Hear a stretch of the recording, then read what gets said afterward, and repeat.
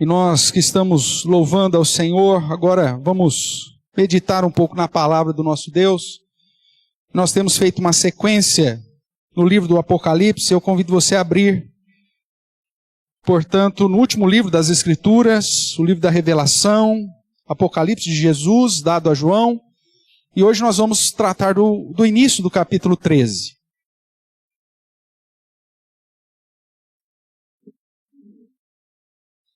Enquanto você abre a palavra do Senhor em Apocalipse capítulo 13, lembrando que essa revelação que é do próprio Senhor Jesus, dado a João, o apóstolo, tem como objetivo trazer a última palavra à sua igreja, de todos os tempos, de todos os lugares.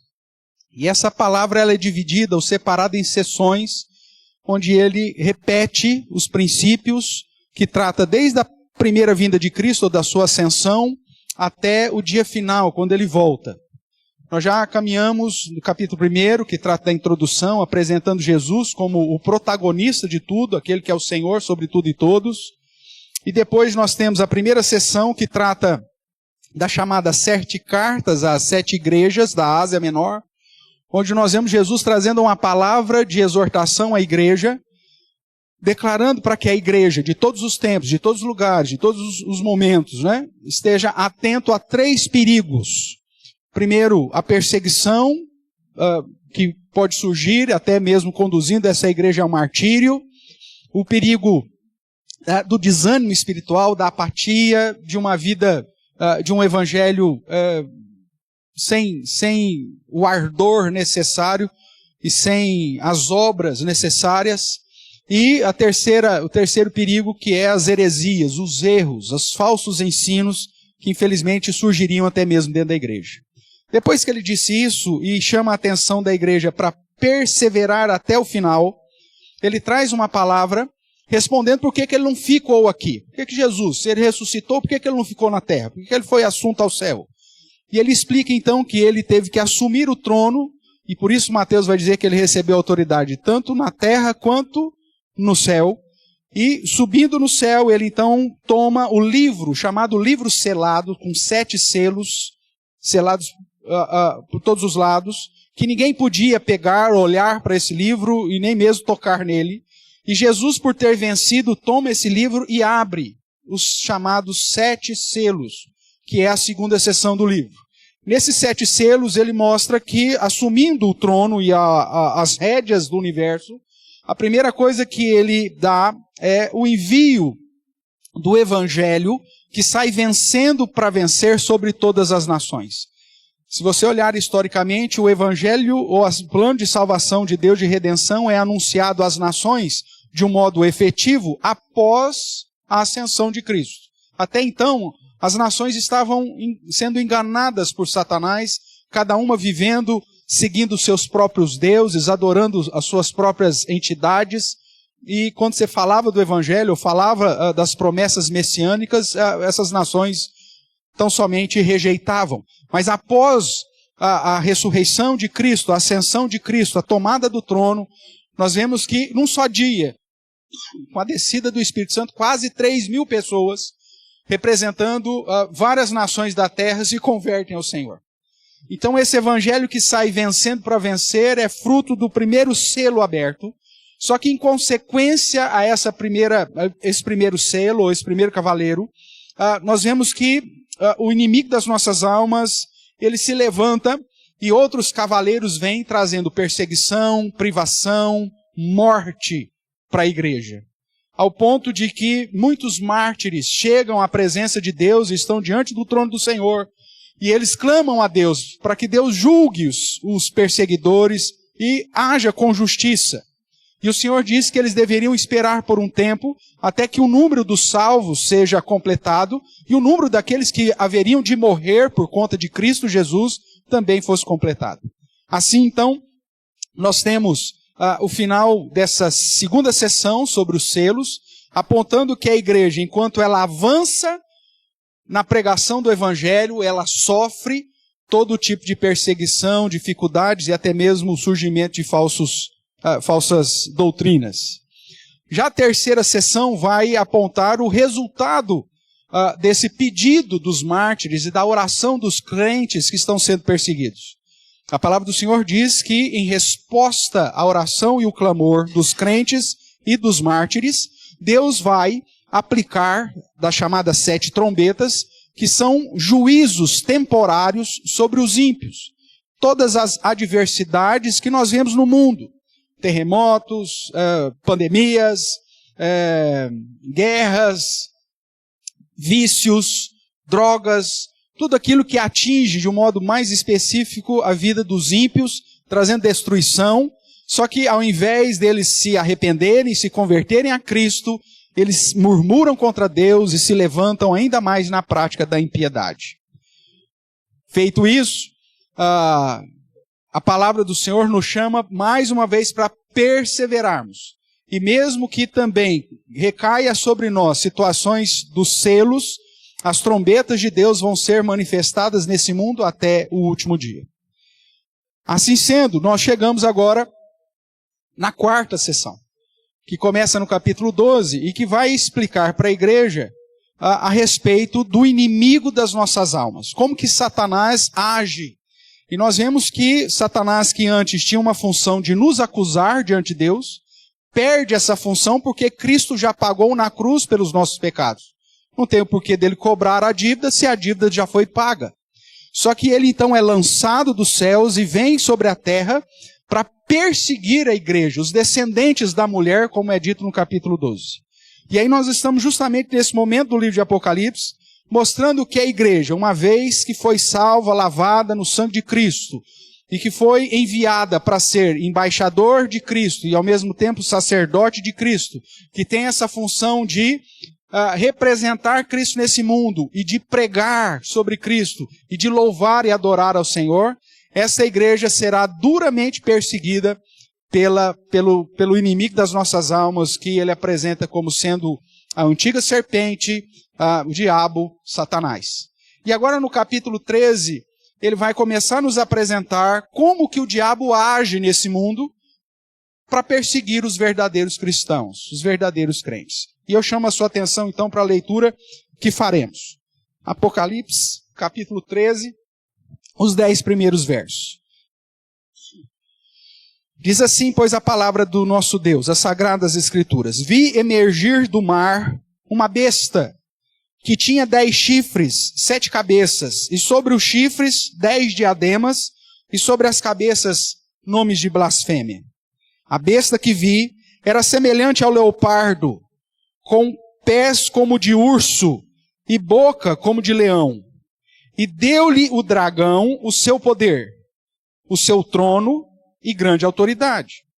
Então vi uma de suas cabeças como golpeada de morte. Mas essa ferida mortal foi curada, e toda a terra se maravilhou seguindo a besta. E adoraram o dragão, porque deu a sua autoridade à besta. E também adoraram a besta, dizendo: quem é semelhante à besta? Quem pode pelejar contra ela? Foi-lhe dada uma boca que proferia arrogâncias e blasfêmias, e autoridade para agir 42 meses.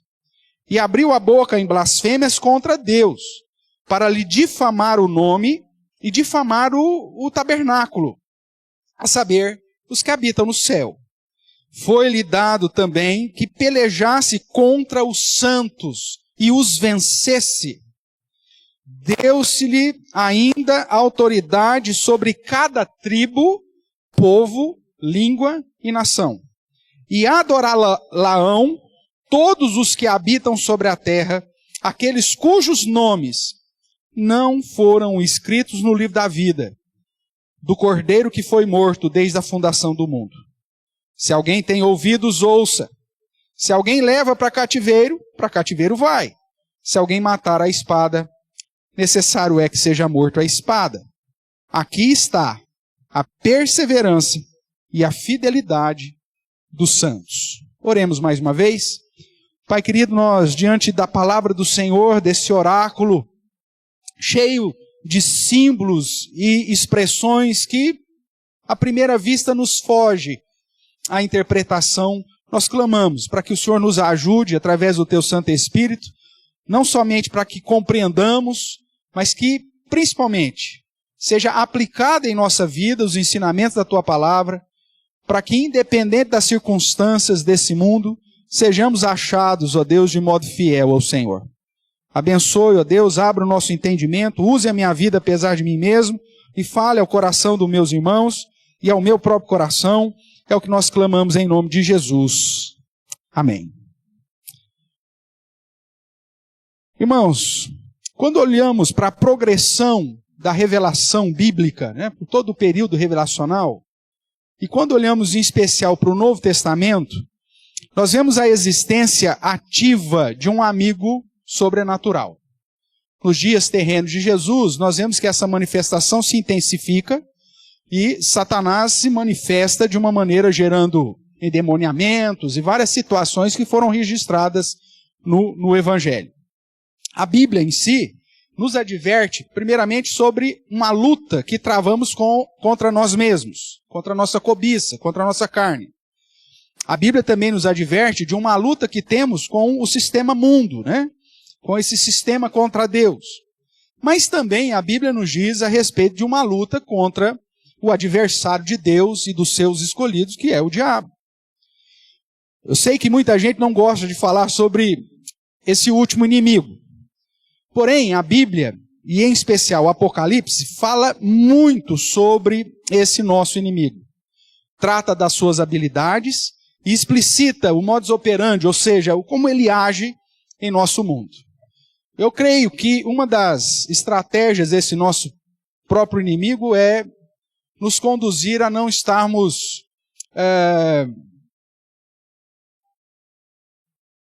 confortáveis ao tratar sobre ele. Uma das características é que quanto menos se fala do nosso inimigo, menos preparado estamos para a batalha que temos com ele. Isso refere-se em qualquer princípio de batalha ou de guerra, seja lá com quem for.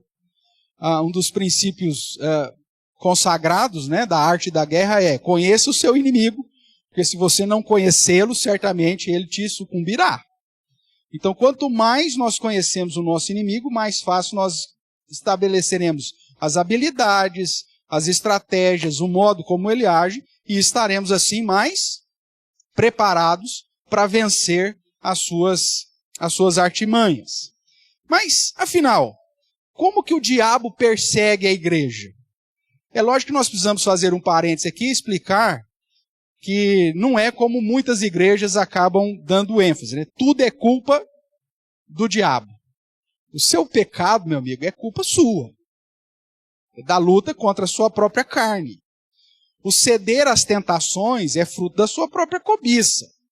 O abraçar o padrão do mundo e seguir uma prática de busca de prazer, de satisfação das suas concupiscências, é problema seu.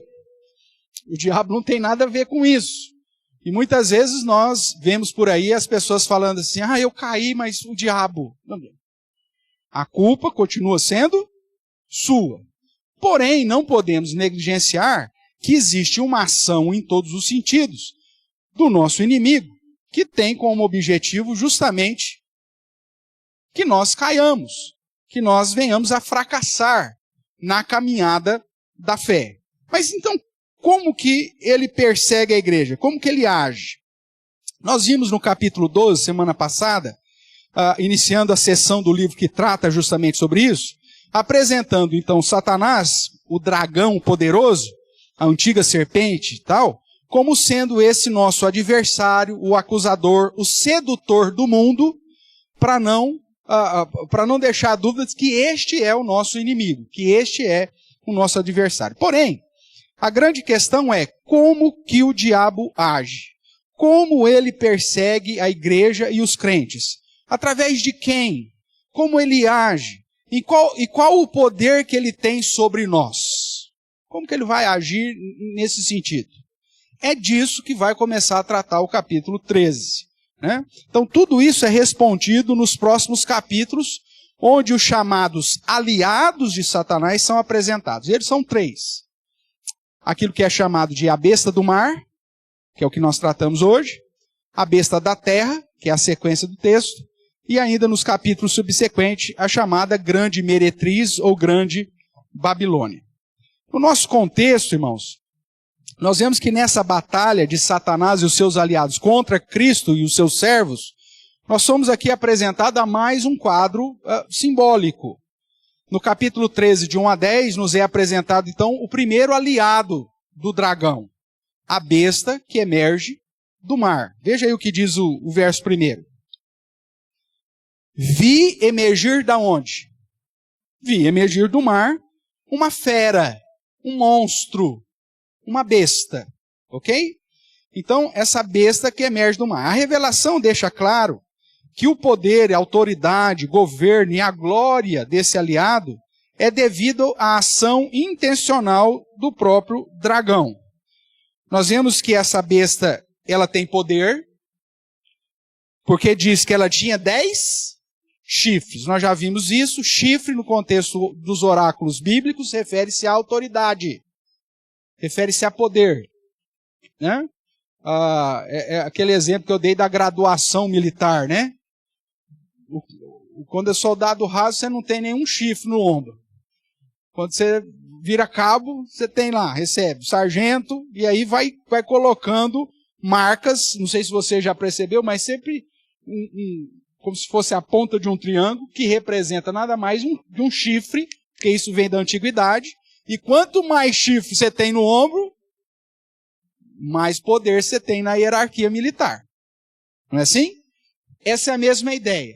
Quanto mais chifres é apresentado, mais poder.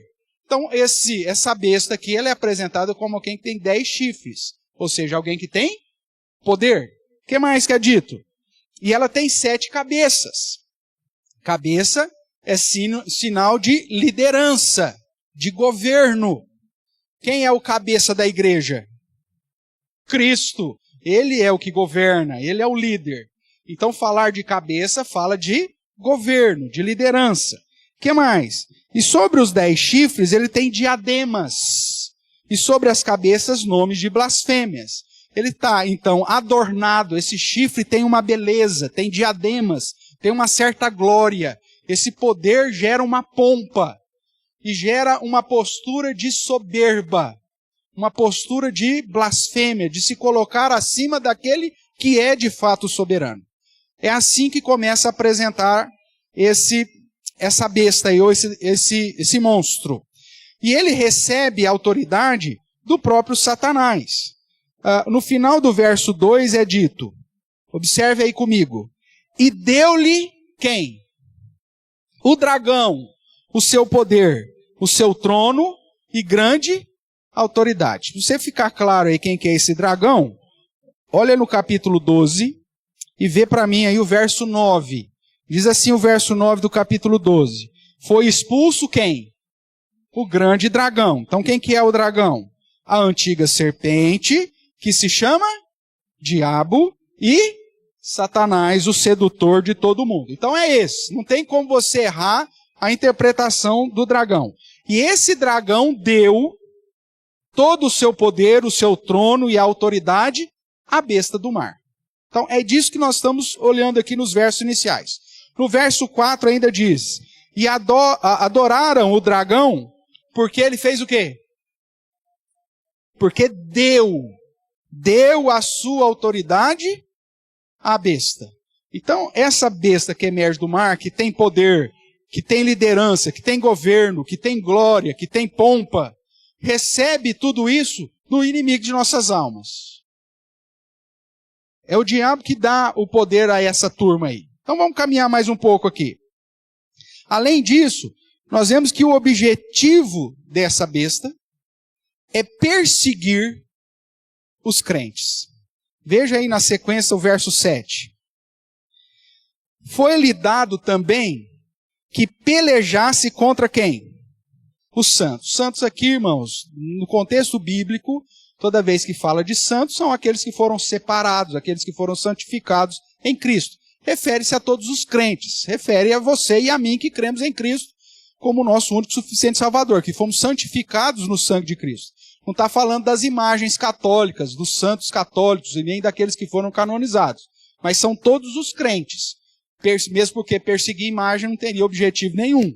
Ele está perseguindo gente, ele está perseguindo pessoas que creem em Cristo, que aqui em Apocalipse e na Bíblia é chamado de santos. Então, foi-lhe dado também que pelejasse contra os santos. E olha aí o final dessa oração. E os vencesse. Pastor, mas nós vamos perder essa perseguição? Vamos. Deus determinou que nós vamos perder essa opressão. Pastor, então quem é essa besta do mar? Pelo amor de Deus. Para nós saber de quem que nós vamos perder. É esse o objetivo da nossa noite aqui. Tá bom? Então vamos lá. Nesse contexto, algumas verdades reforçam, obviamente, a graça da salvação e a vitória, até mesmo com a morte, dos que perseveram fiéis. No final do verso 8, é dito assim, que aqueles que vão adorar a besta são aqueles cujos nomes não foram escritos no livro da vida e no livro do Cordeiro, que foi morto desde a fundação do mundo. Então só vai adorar a besta os não santos, os que não tiveram o nome escrito no livro da vida, os não salvos, os ímpios, ou aqueles que não estão em Cristo. O que mais? Verso 9. E se alguém tem ouvidos, ouça. Se alguém leva para cativeiro vai. Se alguém matar a espada, necessário que seja morto a espada. Aqui está a perseverança e a fidelidade dos santos. O que ele está querendo dizer é o seguinte, mesmo que Deus permitiu que esta besta, que teve autoridade dada pelo próprio dragão, perseguisse os santos e os vencesse, eles não vão ficar sem retribuição. Se ele que nos leva para cativeiro, um dia Deus vai aprisioná-los definitivamente. Se ele nos leva à morte, passa a espada, mata os crentes com martírio, Deus vai aplicar justiça e morte eterna para eles. E aqui está a perseverança, então, como diz o final do verso, a perseverança e a fidelidade dos santos. Mesmo que nos é revelado, irmãos, que nós vamos perder esse embate, você não pode desanimar, mas você tem que continuar perseverante e fiel, porque Deus vai retribuir os nossos perseguidores e vai aplicar sobre eles justa justiça. Então, mesmo ciente que nós vamos perder esse embate, o Senhor nos conforta e nos consola, dizendo que Ele será o retribuidor, Ele será o vingador, Ele será aquele que há de aplicar o seu justo juízo sobre os nossos perseguidores. Vamos caminhar mais um pouquinho. Então, desse modo, o capítulo 13, de 1 a 10, nos apresenta o primeiro aliado do dragão contra a igreja. Essa porção, então, nos fala sobre a besta, a fera, que emerge do mar. Mas quem o é? O que ela faz? Vamos lá. Primeira coisa, para entendermos melhor aí, nós não podemos esquecer que tal fera é retratada, ou foi referendada e é usada pelo dragão desde sempre. Existem algumas características aqui que eu quero te chamar a atenção no verso 2. João vai dizer, a besta que vi era semelhante o quê? Leopardo. Guarda esse bicho aqui. Tinha pés do quê? Pés de urso. Não é para você jogar no bicho amanhã não, hein? Pelo amor de Deus. São símbolos, presta atenção. Leopardo, nem sei se tem leopardo, né? É leopardo, urso, e a boca era do quê? De leão. E aí fala que é a besta. Esses 4 animais, o leopardo, o urso, o leão e a fera, a besta propriamente, já foi nos apresentada lá na profecia de Daniel. E referia-se aos 4 grandes impérios que viriam antes do império de Cristo. Nós lemos hoje a respeito do primeiro império com o rei Nabucodonosor, o cabeça de ouro. Né? Lá em Daniel você vai encontrar 2 imagens. A imagem de uma estátua, na verdade tem várias. A imagem de uma estátua, depois você vai ver a imagem de uma árvore, depois você vai ver a imagem de 4 animais, que é justamente o leão, o urso, o leopardo e a besta. Você vai ter depois o carneiro e o bode, ou seja, tem um monte de sinais lá em Daniel que aponta para essa besta aqui, para a besta que emerge do mar. Lá em Daniel, cabeça de ouro era a Babilônia, peitoral de prata eram os medo-persas, o ventre, né, eram os gregos macedônios, e as pernas eram o Império Romano. Historicamente, esses 4 impérios mundiais antecederiam a vinda de Jesus Cristo para inaugurar o reino celeste, o reino definitivo. Além de cabeça de ouro, peitoral de prata, ventre de bronze e pés de ferro e barro, que apontava para esses impérios, você tem a figura dos animais. A Babilônia era o leão. Os medo-persas eram o urso. Os gregos macedônios, o leopardo. E a besta, a fera, era o Império Romano. Então, esse símbolo, para identificar quem é a besta que emerge do mar, você tem que pegar a chave lá em Daniel. A besta que emerge do mar nada mais é do que o sistema governamental que nós temos. As nações. Não importa se é capitalismo, se é socialismo, não importa. É todo o sistema governamental, político, econômico, bélico que existe no mundo. Isso está a serviço do nosso inimigo. E é por isso que esses sistemas perseguem e vencem a igreja. O governo recentemente determinou que as igrejas não podiam ser abertas por conta do lockdown. Eles venceram ou não? Venceram. E isso aqui, que é leve. Agora, quando você pensa África, Oriente Médio, Ásia, o que o governo faz com cristãos? Mata. A cada 3 minutos, um cristão é morto no mundo. É a besta que emerge do mar, o sistema político, governamental, que está a serviço do dragão, vencendo os santos. Mas Deus fala, não fique preocupado com isso não. Porque se eles prendem, eu vou aplicar prisão sobre eles eterna. Se eles te matam, eu vou aplicar morte eterna para eles. Fique fiel, persevere em fidelidade. Porque isso está acontecendo porque eu estou permitindo. Então vamos caminhar mais um pouco aqui. Então as figuras iniciais, a própria besta, o leopardo, o urso, o leão, referem-se aos impérios descritos na profecia de Daniel, que viriam antes da chegada do reino de Jesus. Os babilônicos, os medo-persas, os gregos macedônios e o próprio Império Romano e o sistema da Europa. Tal figura, irmãos, refere-se então a todo o poder político, governamental, bélico, administrativo, econômico, judicial, legislativo do mundo inteiro. Não importa que sistema que a gente está tratando. Por isso a nossa fé, a nossa base de dias melhores não tem que estar em governante nenhum.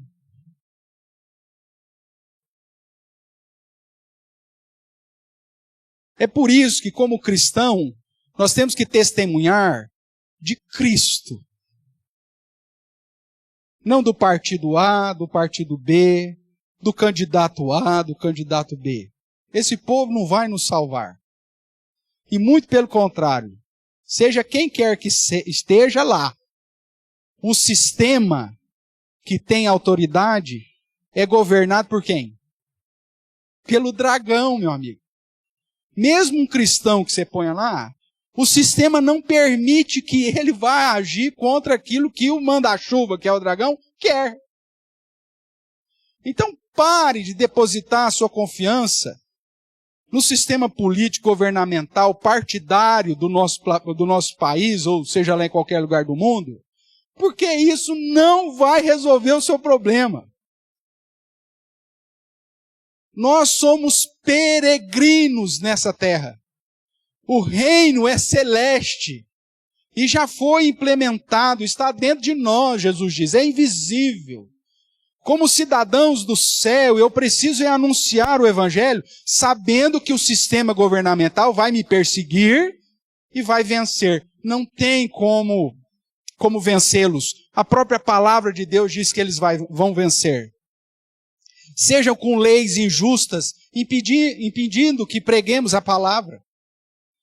Sejam com impostos, sejam com proibições, seja com perseguição armada, com prisões, com proibição da leitura das Escrituras, com a proibição de entrada de missionários, de construção de igrejas, ou seja lá o que for, eles vão vencer, mas nós devemos perseverar em fidelidade, mesmo diante de toda a oposição vinda da questão governamental.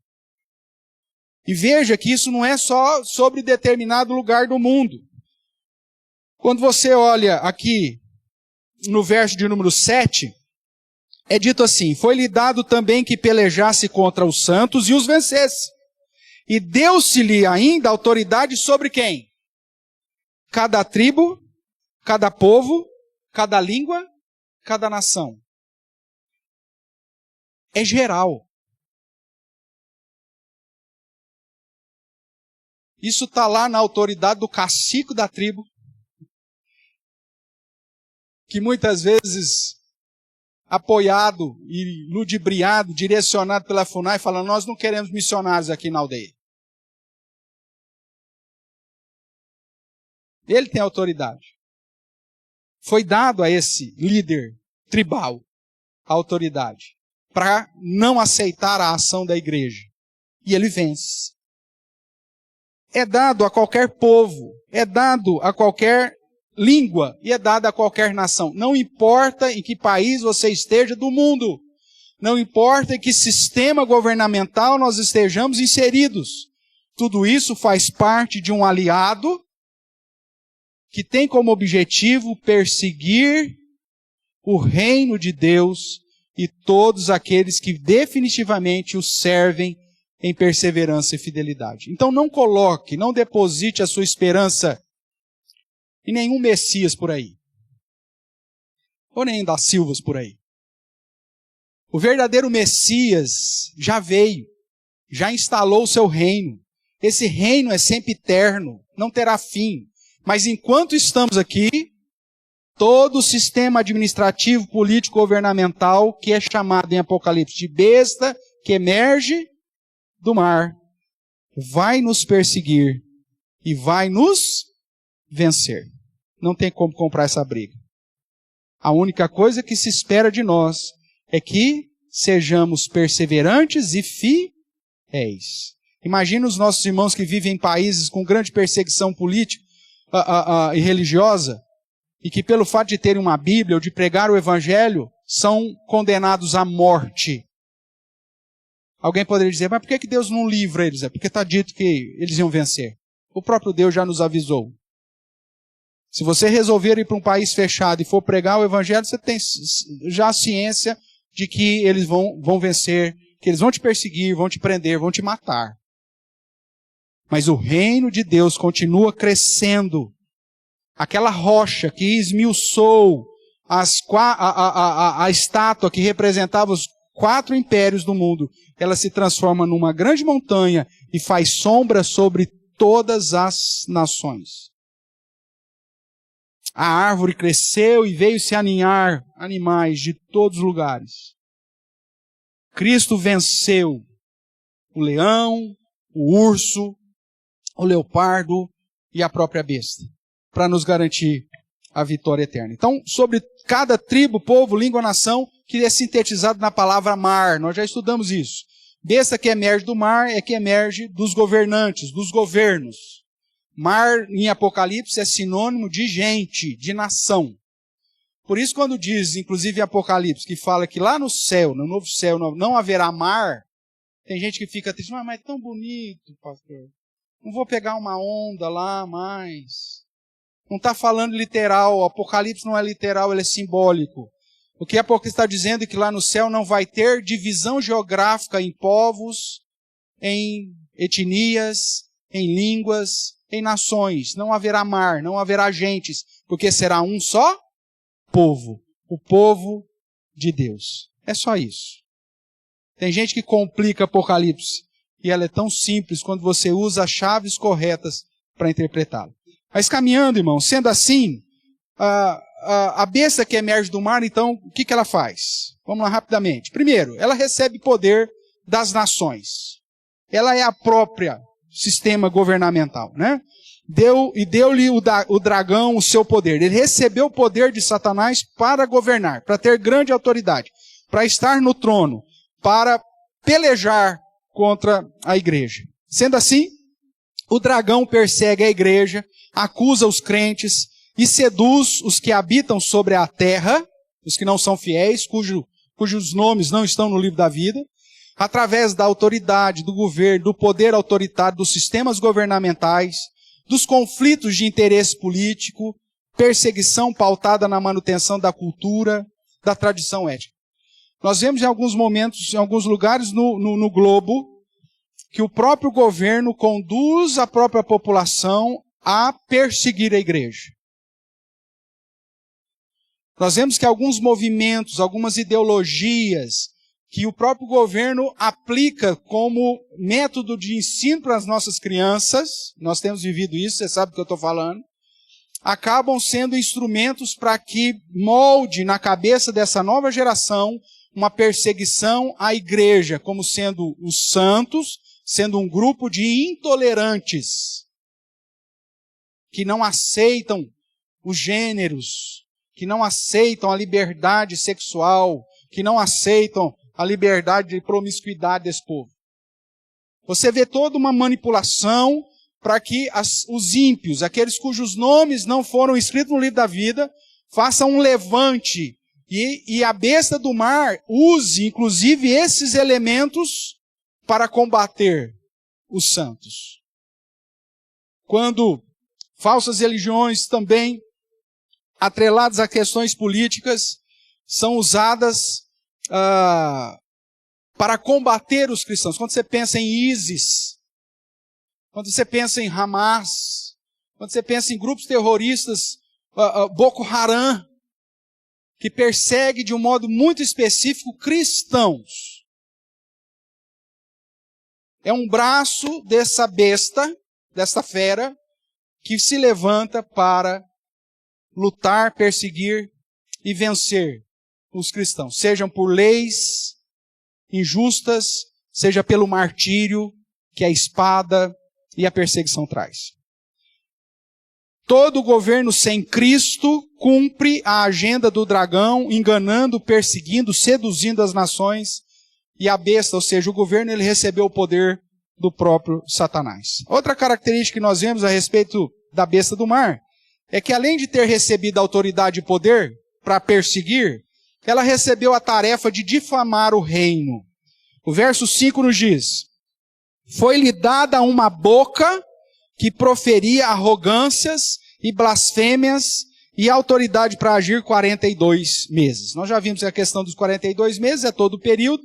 Apocalipse vai falar 42 meses, 1260 dias ou 3 anos e meio, como uma referência do período entre a primeira vinda de Cristo e a segunda vinda de Cristo. Esse é o total. Então, a besta que emerge do mar vai perseguir a igreja durante todo o período até o último dia. Não vamos ter nenhum tipo de momento tranquilo, irmãos. Mesmo quando o governo ele tolera o cristianismo, ele vai, de certa forma e de algum jeito, nos perseguir. Você pode ter certeza disso. Foi-lhe dada então uma boca que proferia arrogância e blasfêmia. Ele recebeu a tarefa de difamar o reino. Muitas vezes ele não vai fazer isso de modo direto. Como, por exemplo, você vai nos países muçulmanos e aí você diz, olha, o cristianismo tem que morrer. O cristão tem que morrer. Mas muitas vezes ele vai, de uma maneira mais tranquila, e fala assim, ó, o Estado é laico e por isso então nós vamos retirar toda qualquer menção de Cristo da Bíblia das escolas. Ou quando ela começa a lançar slogans tipo que as famílias não deveriam mais ensinar os seus filhos a respeito de religião. Porque isso é uma postura paternalista, ditatorial sobre as crianças. E que as crianças deveriam chegar às suas próprias conclusões. Ele não vai nos combater, mas eles vão usar mecanismos para tentar mudar a cosmovisão de todo mundo, para que a igreja fique cada vez mais fraca. É aquilo que nós já estudamos em outro momento, que é calar a igreja. A igreja fala, mas ninguém mais dá ouvidos. As duas testemunhas permanecem no mundo, só que como cadáveres. Porque a gente fala sobre alguma coisa, o governo levanta e fala, isso é intolerância. Tá vendo? Por isso que os cristãos são um problema. Como eu brinquei semana, até o aumento do ovo é culpa dos cristãos. Né? Aumentou o valor da dúzia do ovo, é porque os cristãos, em especial os católicos, estão na quaresma, não comem carne, estão comprando mais ovo, então a procura fez o preço subir. E os cristãos, eu vou te falar, é um problema. Até o aumento da dúzia do ovo é culpa dele. Ele não vê a incompetência que ele tem na parte da fazenda, e aí joga a culpa em quem? Nos cristãos. Olha só. De uma maneira sutil, de uma maneira tranquila, mas já está colocando na cabeça dos descrentes que o problema da economia não é a incompetência do Ministério da Fazenda, da Economia, sei lá o que for, mas dos cristãos que comem ovo. Simples assim. Parece ser tão sutil, mas está preparando, você está alimentando um pensamento que amanhã depois, quando acontecer algo mais grave, a culpa será dos cristãos. É assim que funciona. O período, como já vimos, os 42 meses, refere-se todo o período até a volta de Cristo. Então a autoridade das nações determinam leis contra a fé, contra a igreja, contra os crentes. Impõe sanções, punições, proibições quanto a adorar a Deus e a servir a Jesus. Lockdowns, prisões, punições, sanções e até mesmo o martírio de cristãos ocorrem em todo o mundo, porque eles tentam difamar o Senhor. O dragão usa o sistema dos governos para se opor ao reino de Cristo. E a terceira característica dessa besta do mar é que ela recebe autorização para matar ou para perseguir e matar os crentes. Foi-lhe dado também que pelejasse contra os santos e os vencesse. O dragão deu autoridade à besta para pelejar, vencer, prender e matar os fiéis em Cristo, eleitos desde a fundação do mundo, tendo o apoio, a adoração, como é aqui o termo usado, dos descrentes e fiéis. Você já viu algum noticiário falando a respeito de cristofobia ou de morte de cristãos no mundo?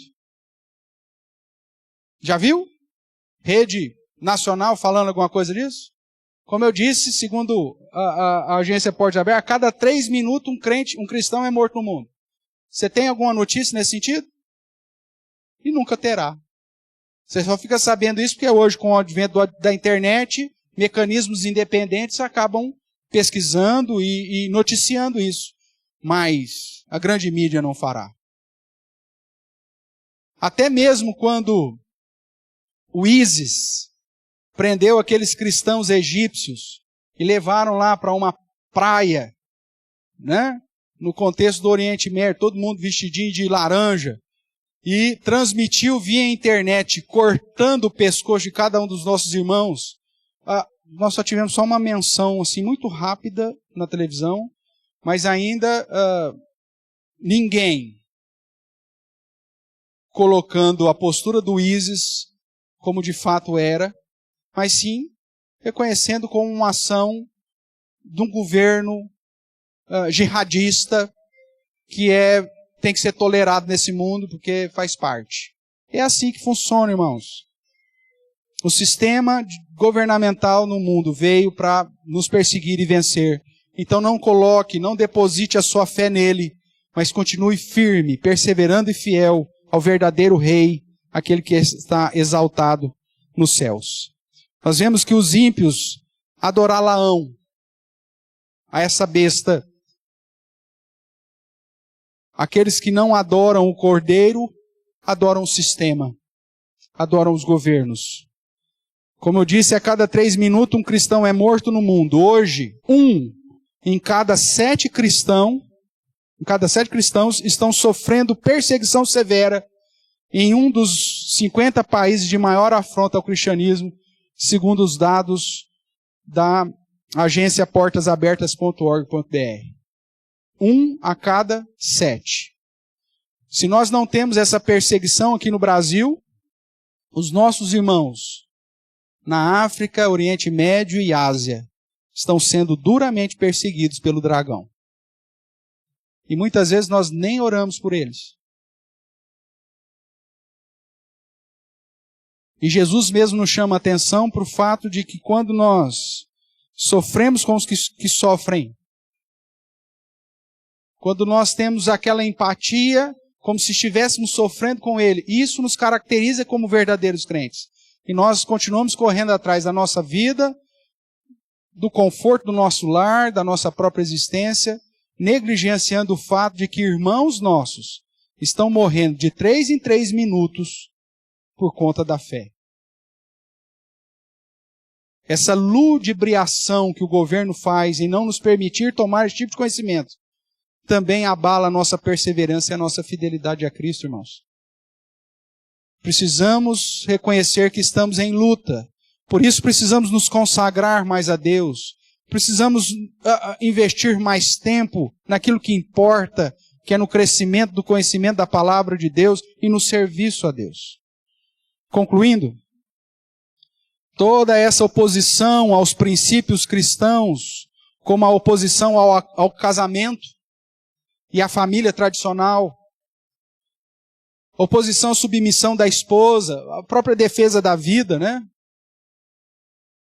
Quando nós levantamos a bandeira contra o aborto, a monogamia, a liderança masculina, a liberdade religiosa, o direito à propriedade privada, o direito ao proselitismo religioso, toda essa oposição a esses princípios aponta para uma ação da besta do mar.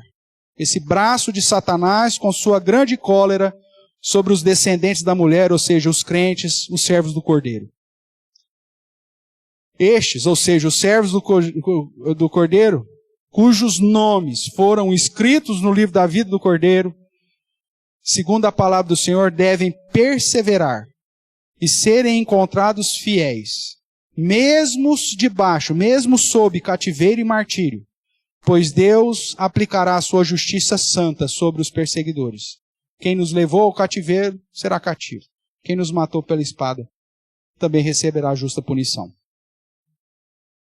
Como sabemos, o dragão veio até nós com grande cólera, diz o capítulo 12, sabendo que pouco tempo lhe resta.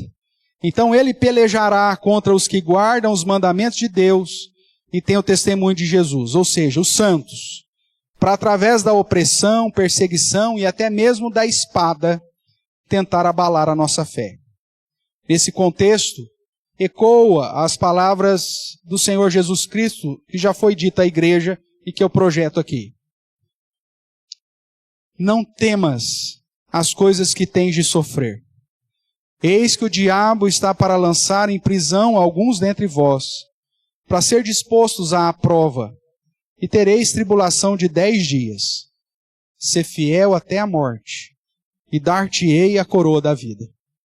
O vencedor de nenhum modo sofrerá o dano da segunda morte. Irmãos, nós vivemos num contexto que a perseguição não nos conduz ao martírio.